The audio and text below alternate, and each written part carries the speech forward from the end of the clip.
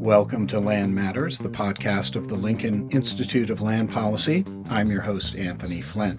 By many accounts, Costa Rica has been a Central American success story, a beacon of enlightenment, and a world leader in democratic, sustainable, and inclusive economic growth, according to the prominent economist Joseph Stiglitz. A nation of about 5 million people, roughly the size of West Virginia, Costa Rica has been punching above its weight, particularly on climate change, sustainability, and climate action. A pioneer in ecotourism, a country where more than 90% of power comes from renewable sources, including an enterprising use of hydro, and a leader in fighting deforestation and conserving land with its incredibly valuable rainforests. We are thrilled to have two special guests here recording at the podcast garage today that know a thing or two about this country, Carlos Alvarado Quesada and Claudia Dobles Camargo, the former president and first lady of Costa Rica. She is a Loeb Fellow. That's a mid-career fellowship based at Harvard Design School, and he is a visiting professor of practice at the Fletcher School of Law and Diplomacy at Tufts University. Here's a short version of their official bios. Carlos Alvarado Quesada served as the 48th president of the Republic of Costa Rica from 2018 to 2022, when his constitutionally limited term ended. He's a recipient of the 2022 Planetary Leadership Award by the National Geographic Society for his outstanding commitment and action toward protecting the ocean. And in September 2019, he received on behalf of his country the Champion of the Earth Award for policy leadership presented by the United Nations Environment Program. In November 2019, he was named one of Time's 100 Next Emerging Leaders around the world. Prior to his presidency, he served as Minister of Labor, Social Security, Human Development, and Social Inclusion. Before entering politics, he worked for Procter & Gamble Latin America. Claudia Dobles Camargo is an architect and presidential advisor with more than 12 years of experience in urban mobility, affordable and social housing, community engagement, climate change, and fair transition. As First Lady, she was co-leader, along with her husband, of the Costa Rica National Decarbonization Plan. As a presidential advisor, she also worked on infrastructure, transport, and mobility. Prior to becoming First Lady, she worked in the private sector as a regional design leader for a multinational firm working on large-scale projects in several countries from Latin America and the United States. She graduated as an architect from the University of Costa Rica in 2011 and also studied in Japan, concentrating on a sustainable approach to architecture. Also joining me here in the studio today is Enrique Silva, Vice President of Programs at the Lincoln Institute, overseeing the organization's research and activities globally, and has years of experience and familiarity in Latin America. Enrique, Claudia, and Carlos, if I may, thank you for joining this conversation at Land Matters. Thanks for having us. Yeah, thank you so much. It's a pleasure to be here, Anthony, and also to share the space with Enrique, a longtime friend. So very happy to be here. All right. Well, I want to open this discussion asking about your experience in Boston and Cambridge and environs, the Loeb Fellowship, Tufts, what it's meant for you and what you've learned or most appreciated. That can include your favorite cafe, by the way. What have you both been working on while you were here? It's been a wonderful time, to be quite honest, to be here in Cambridge area. It's very stimulating because of the whole academic ecosystem that it's happening here. So we have been kept ourselves pretty much busy. In my case, I have been engaging a lot, obviously, with the Graduate School of Design at Harvard, but also been participating in initiatives and in events at the Kennedy School. Currently, I am very interested also in engaging a little bit more with MIT. It's been an interesting break, at least for me, this year that has passed, just to be again in the academia, sometimes just receiving information, not having the pressure of having the answers, actually being relieved from that pressure and saying, no, we don't have all the answers, and we actually came here to understand from other people and to get feedback from other people around the topics that are more important for us right now. It's been wonderful. And there are very good cafeterias here. As a Costa Rican, which coffee is part of our culture, I have to say that having a nice place to drink a coffee and, connect yourself into a Zoom meeting or whatever, it's quite important. And that has been also a nice surprise in Cambridge area.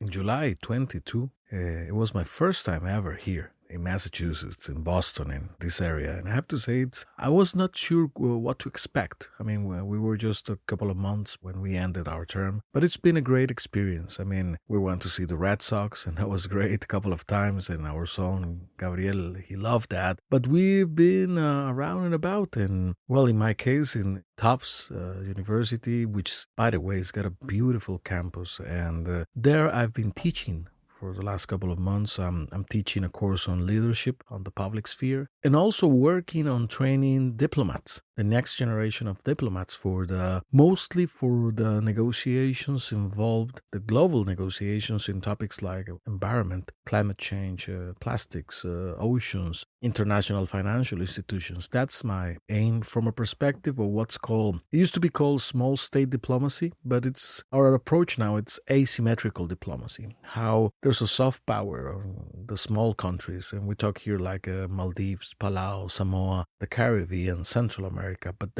how those countries, like in the case of Costa Rica, through the power of example, can drive the conversation in a direction that's better for the planet. So that's a little bit what we've been doing.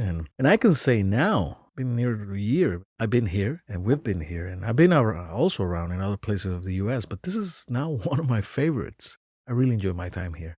Well, that's wonderful to hear. Picking up on that, this idea of small state diplomacy, Costa Rica recognized as a leader in climate action, conservation, all those things we talked about. Carlos, you've said that Costa Rica can be a leader or show the rest of the world about climate action. How so? What are the top lessons that can actually apply to other nations in the area of climate? That's a very good question, Anthony. I believe that what we can bring to the conversation, it's the power of example. Not necessarily an example for people or countries to replicate exactly in the same way, but to make change happen.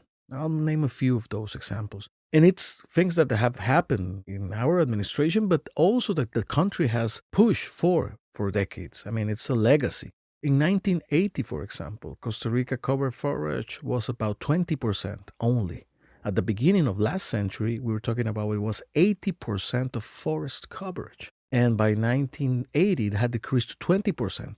But by then, some visionary policies were put into place with national parks and protected areas and payment of environmental services. This was in the 90s. And I remember in the 90s, I used to work on the forestry fund by then, a while ago. When you said people paying for the services the forests provide to humanity, people say you're crazy. That's kind of hippie. But now it's so evident for all of us, and that was enforced back in the 90s. Nowadays, forest coverage in Costa Rica is 55%. We've become one of the few countries that has reversed deforestation.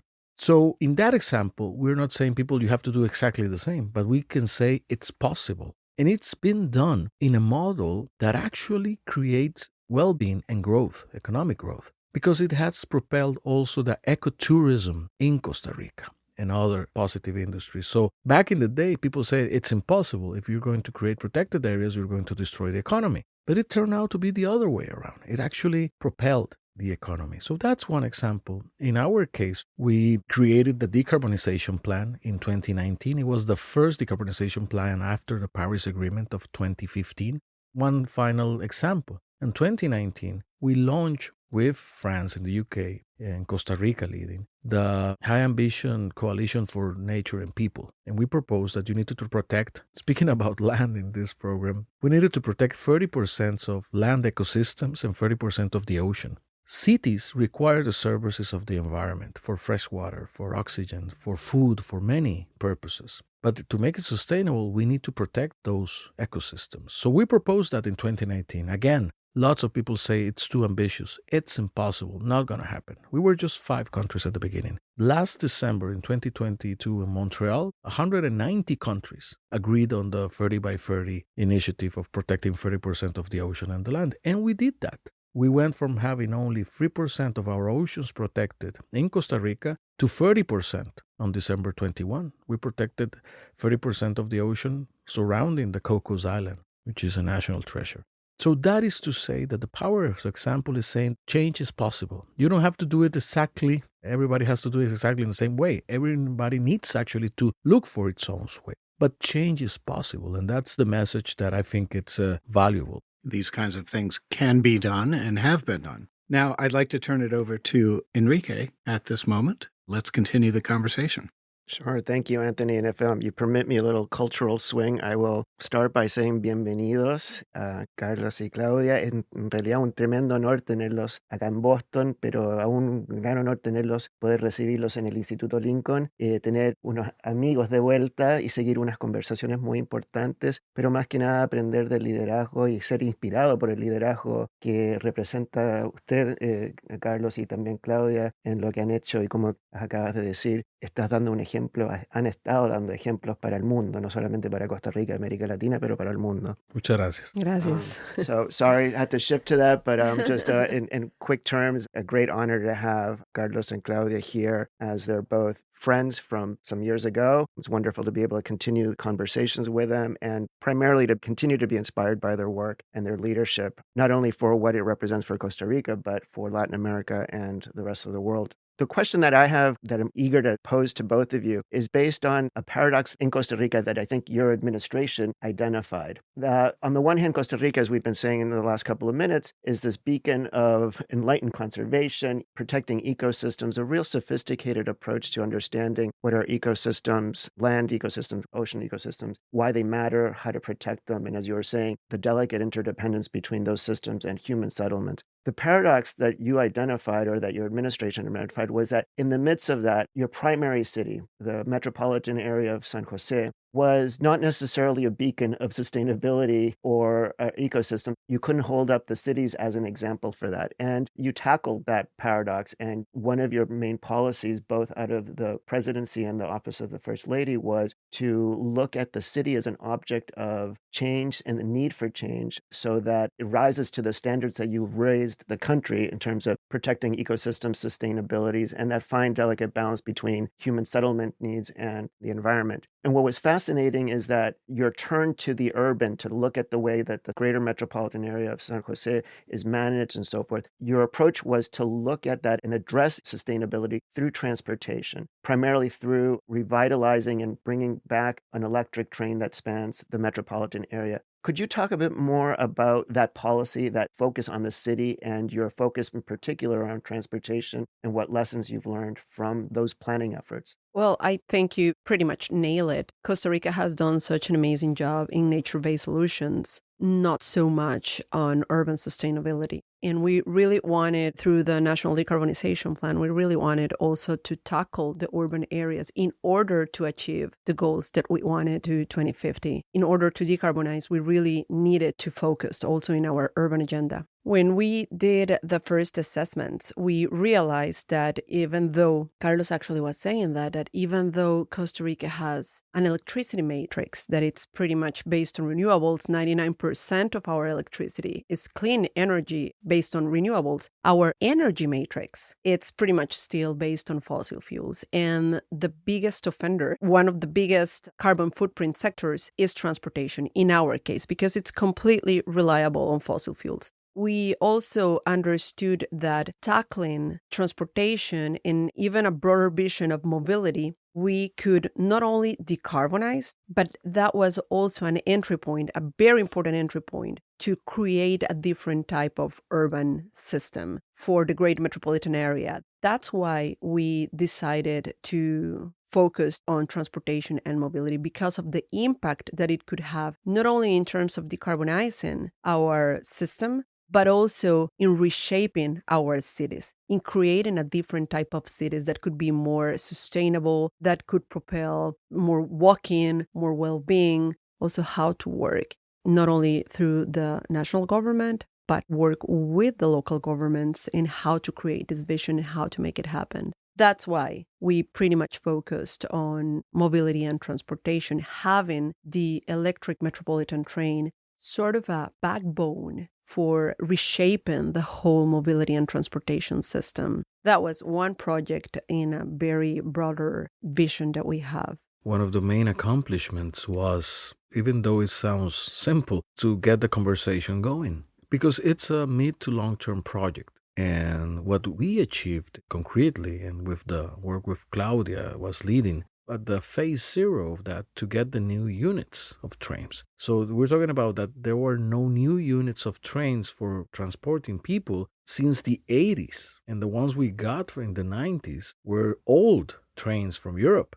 So they were more like 30 years or so. People had never been in a new train unit. So we got these new units, very modern, very nice. And that changed the conversation because people started to enjoy those. And people said, we deserve this kind of public transportation. And that started to kick off the conversation. People were more excited about getting to the train. They were excited about knowing the different schedules. If the tariff or the fee was going to change, people started a discussion around it. Getting that discussion going, it's a win in terms of the public space and people owning that. So I know that eventually this train is going to be built. I know that this is eventually going to happen. Sometimes you have political setbacks. I mean, your administration cannot own throughout time everything what's going to happen. But you can plant positive seeds that change. Also, the project Claudia led on bringing electric buses. The people that experienced those electric buses saw a bus that was silent for the first time and not those diesel old units that go brrr, and they pollute not only the air but the space and sound. And they saw there was another way around it. You change mindsets, and I think that's very valuable part in what's going on in the world. We need huge changes. Just adding to that, I think one of the biggest challenges around that was that this was a cultural change challenge. It went far beyond from a technical solution, right? The technical solution, we got it. And we had to prove, obviously, that it was solid technically, that it would work. Financially, it made sense, that economically, it made sense. But we were talking about changing culturally the way that we have been perceiving not only our cities, but there's even in Costa Rica an aspirational thing around owning a car that we needed to change. And we needed to say to our population that public transportation and collective transportation, it's important. It's a tool for economical growth. It's a tool also for well-being. And as an entry point, it was a huge opportunity for us to start urban renewal that could eventually lead to more lively cities, more walkable cities, more inclusive cities. As an overall, it's very important even to sustain democracy. And Costa Rica, it's a beacon of democracy. But public space in these initiatives also creates those spaces to create common ground. In a more and more and highly polarized society, we need those spaces where we meet, even physical spaces. But public transportation still is a place where you meet with other people. We are losing those spaces, and those are as important for decarbonization as they are as important even for democracy. Something that I think it was very successful is that, as Carlos was saying, people could or couldn't agree with the proposal, but there was a national debate around public transportation. And then you start having momentum for this transition. Plus, it was just at a very practical level, it was a better rider experience. Not only quiet, but air conditioned, is that right? Everything. Again, part of what was important to create this reference is that for a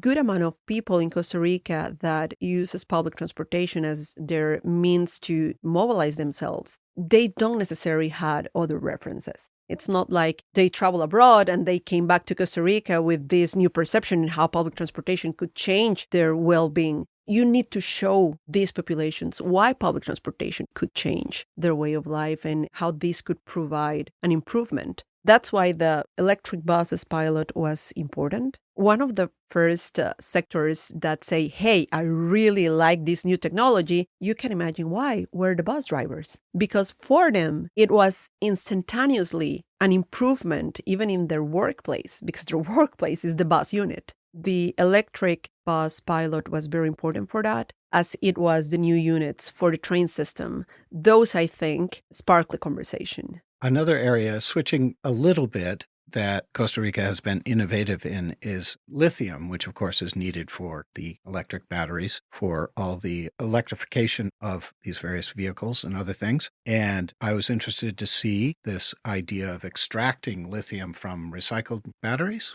it opens up this discussion of that tension between mining for lithium, extracting lithium, where we've had this land use that's been very destructive, mining other things. But right now, we need the lithium for this clean energy transition. I'm just wondering your thoughts about, can we mitigate the short-term environmental harm of things like mining lithium and balance that with our obvious need to wean off of fossil fuels? This is kind of a land use conflict question. It is. Decarbonization is a must if the planet is to survive, and us as a species. But we need to bear in mind that while executing decarbonization, there are other things that come about, and we don't necessarily have all the answers. One of the main concerns now related to decarbonization is the necessity or the intensive use of some metals, either for batteries, for electrolyzers. And we're talking about an exponential growth of the needs and the demand for lithium, but also from cobalt, nickel, and other materials. And this is also linked with the land use and linked with geopolitics, because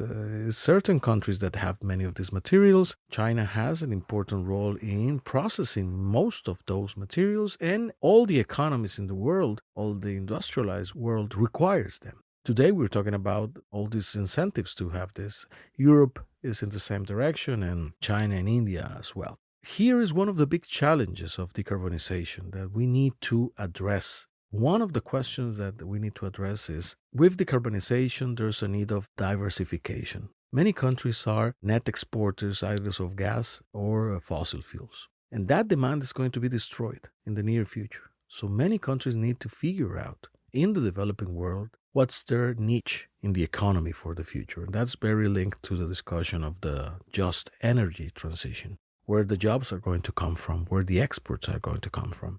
While there's a huge opportunity for many developing countries which are rich and are endowed with minerals and metals, we need to figure out also the sustainable ways, because we might end up decarbonizing the world, but not necessarily making net zero doesn't necessarily mean poverty zero or more equality. So we need to address those complexities. And if it's through recycling batteries, or I've seen developments in what's called micro-mining with small bacteria that do this without the huge land movement and the impact on the environment. And that's one of the complexities. But I think that's the human challenge we have now. And I think we have brilliant, talented people around the world in which we can decarbonize and do that thinking of the other variables: human development, world peace, land use, ecosystem preservation. And it's a complex discussion.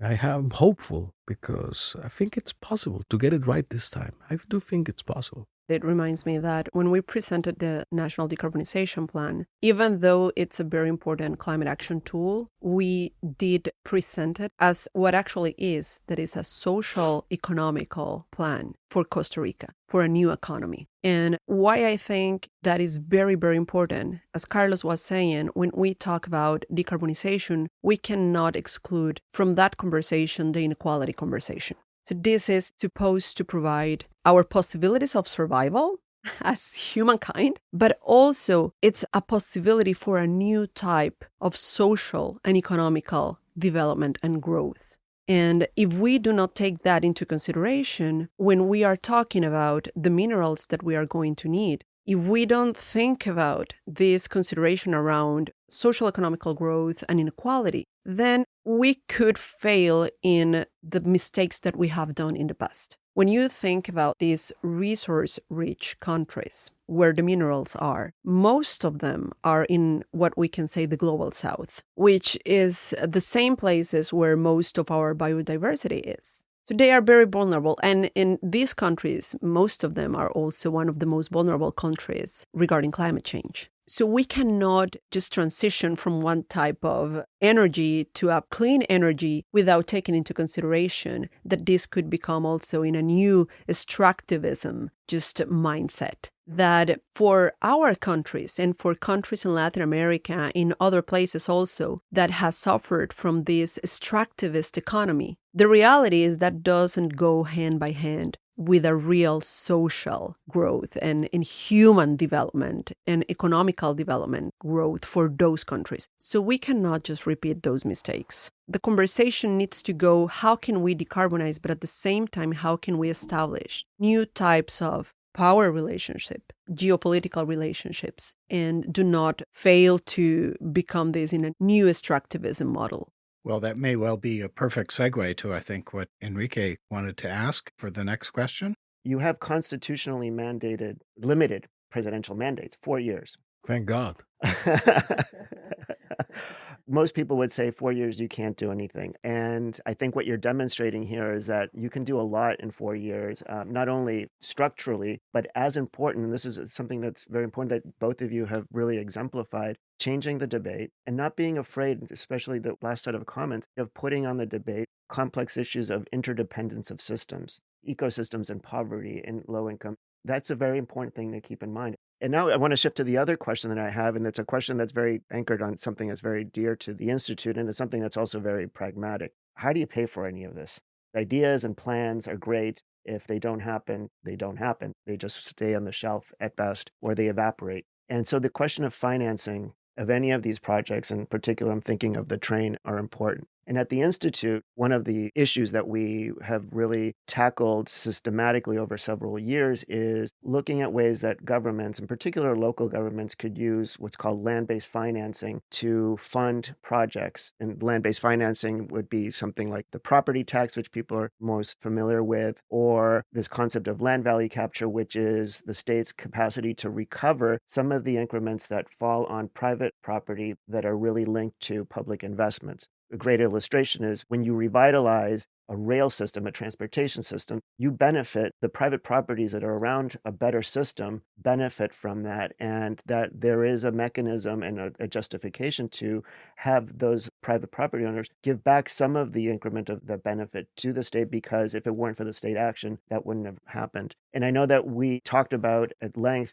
different ways to use land value capture around the train. And I'm curious to hear where those issues or those discussions are now and what might be the future or the promise of land value capture for funding future initiatives that the next administration might have in mind. I think it's very promising. I am very optimistic. Even in Latin America, there are countries that have done very, very interesting job in land value capture, such as Colombia and other countries. In the case of Costa Rica, we did a couple of things in parallel. The first thing was to understand within our legal and regulatory framework if that was a possibility or if we had to do specific reforms around the legal framework or if we had to create new regulation around it. And we found that in Costa Rica's case, it was actually quite easy to navigate. But the limitation was that the local governments, which are not monolithic, right, they are quite diverse. Some of them could understand these financing tools, but some of them, it could be kind of a novelty for some of them. And we really needed to work with the technical teams around the possibilities for these financing tools. We did a very, very interesting work with very specific 15 municipalities in the greater metropolitan area that were going to be impacted, hopefully, if we did a good plan, positively impacted with a possible investment like the electrical metropolitan train.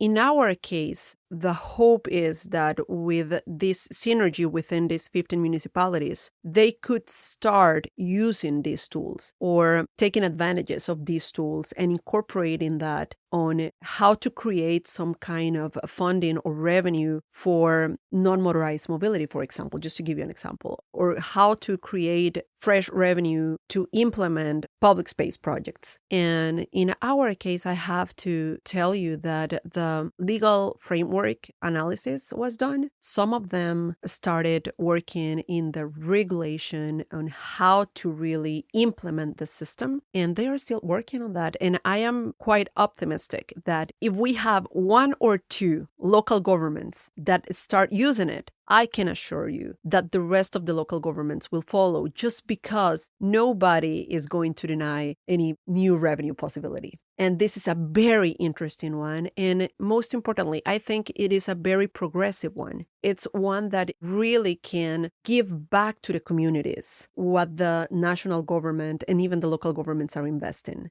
I am very optimistic around that.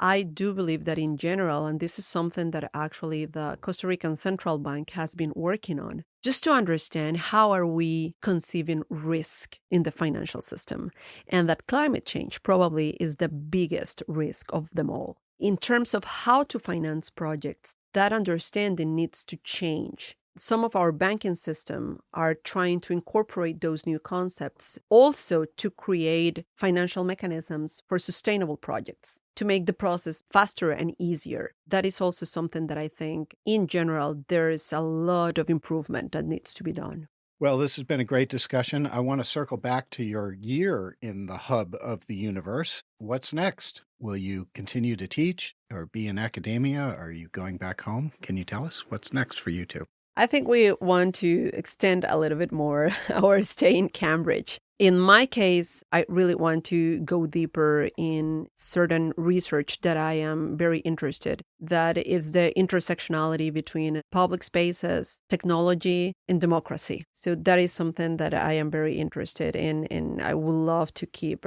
doing research around, just to keep educating myself in so many topics. I think we are very happy to extend a little bit more our stay here in Cambridge. I'm having a great time teaching at Tufts, and I'm aiming at, on one hand, it's not been a year since we left office. So there's part of the process which is unpacking the whole experience. Being a head of state for 4 years of a country, it's experience that I'm currently unpacking still. I'm doing a little bit on writing on that, but you get to reflect a lot. It's a period of time you live very intensely. And I mean, in our case, we were not only working with decarbonization, with the projects we mentioned, we work also with fiscal sustainability of the country. We had COVID. We haven't enforced egalitarian marriage in Costa Rica. I mean, those experiences, there's a part of unpacking. And I also believe it's healthy to have some. You have to create like a hiatus or parenthesis for your own sake and your family's sake. But on the other hand, I'm finding intriguing the discussion of the energy transition. I think we did our contribution on the decarbonization discussion, and I think that's very positive, and I've seen how that has influence. But now I think it's critical to discuss the other things that come along with it, and I think that's very linked to the discussion of the energy transition. I'm doing some research on that and linking that with also the teaching and the training of diplomats. Problems in today's world, like never before in humanity, are complex. Ironically, the discussion, particularly the political discussion, it's not. It's more simplify or oversimplify. So how we tackle those complex, very complex, multidimensional problems with a discussion that tends to be oversimplified, particularly in democracies, is a huge challenge. But then I go back also to leadership. I think that that's the harsh scenario there is. But if I were going back to the advice for people that want to assume positions of leadership is we tend to train ourselves for things that are outside of us, methods, tools, knowledge. There's a part of it that has to do with training ourselves, our feelings, our habits, our framing, our thinking to address those hard challenges. The knowledge is out there, there's possibilities out there, but we need to build yourself in order to address those. Those reflections are the ones that we'll be doing for a while here in Massachusetts and in the Boston area. I'll be buying that book, by the way. Well, thank you again for being part of the Land Matters podcast. Thank you. Thank you for having us. And thanks to everyone for tuning in to this episode of the Land Matters podcast. We hope you'll rate, share, and subscribe to Land Matters so you never miss a show. For more information about the Lincoln Institute's work in Latin America, just go to our website, lincolninst.edu, and or follow us on Twitter. The handle is @landpolicy. So until next time, I'm your host, Anthony Flint. Thanks for listening.